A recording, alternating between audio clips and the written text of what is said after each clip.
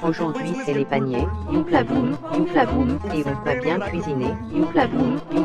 Salut les chefs, aujourd'hui on va cuisiner avec les paniers. Et oui, face à cette semaine bien chargée, j'ai décidé d'effectuer cette recette en avance. Au menu, omelette. Alors pour l'omelette, il y a une foultitude de recettes, voici la mienne. Pour ceci, il vous faudra la Sainte Trinité, des œufs, des poivrons jaunes ou rouges, de la ciboulette, de l'ail, un oignon, et évidemment pour la cuisson, un peu d'huile d'olive. C'est parti pour la recette. Les plus observateurs d'entre vous auront remarqué que dans un souci de temps, j'ai déjà épluché tous les légumes. On commence par l'oignon. L'oignon haché, on le réserve dans un bol. Ensuite, on passe au poivron. Bon, alors là, on a de la chance, il n'y a pas trop d'huile, mais sinon, faut en enlever un peu. Et donc là, on peut aussi faire des petits carrés pour tout simplement en avoir plus.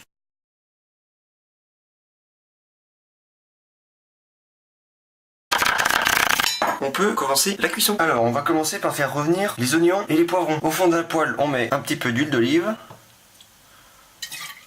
Bon, à ce stade, il faut faire attention avec l'huile d'olive, hein, ça peut faire des vapeurs tout à fait exquises. Bon, une fois que l'huile est bien chaude, à savoir juste avant l'évaporation totale, on peut mettre les oignons hachés.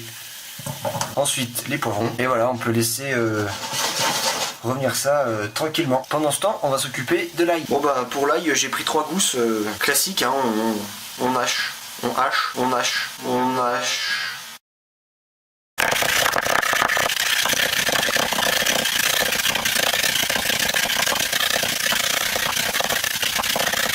Une fois l'ail haché, on le met dans la poêle. Ensuite, on va s'occuper de la ciboulette. On prend la ciboulette, même combat, on la hache. On la hache.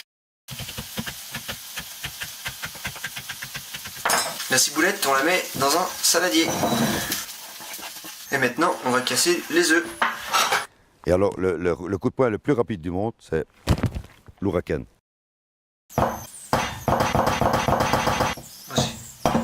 Je sais pas si c'est le saladier qui est tout mou ou l'œuf qui est dur, mais...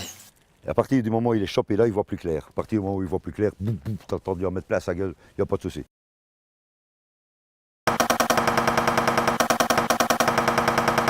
C'est pas évident.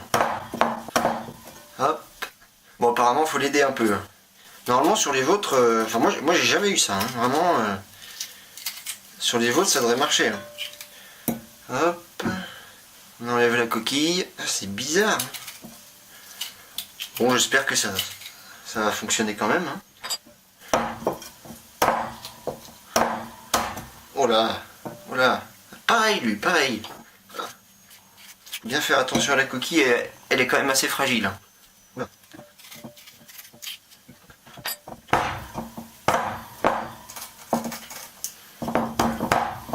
Voilà.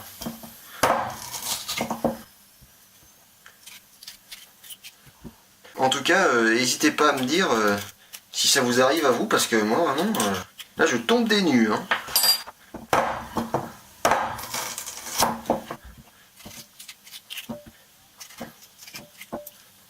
Puis c'est marrant, on dirait que le blanc a déjà été mélangé avec le jaune. Oula, facile. Ah, ça, c'est un œuf de caille, ça. Et voilà. Maintenant, faut bien mélanger, avec une fourchette, par exemple.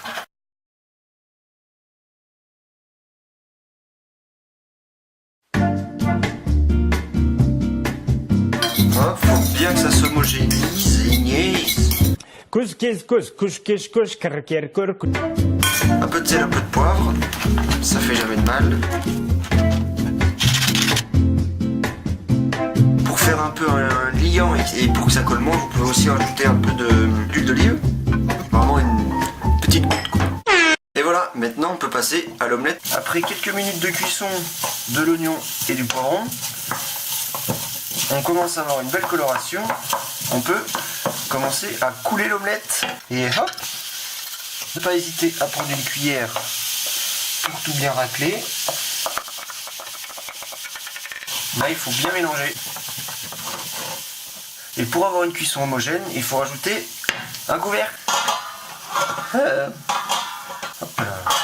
Et là, il faut laisser à feu assez doux quelques minutes, tout en surveillant. Et voilà, après quelques minutes de cuisson, vous avez réussi votre omelette. Bon, comme vous pouvez le voir, j'ai rajouté quelques petites pommes de terre.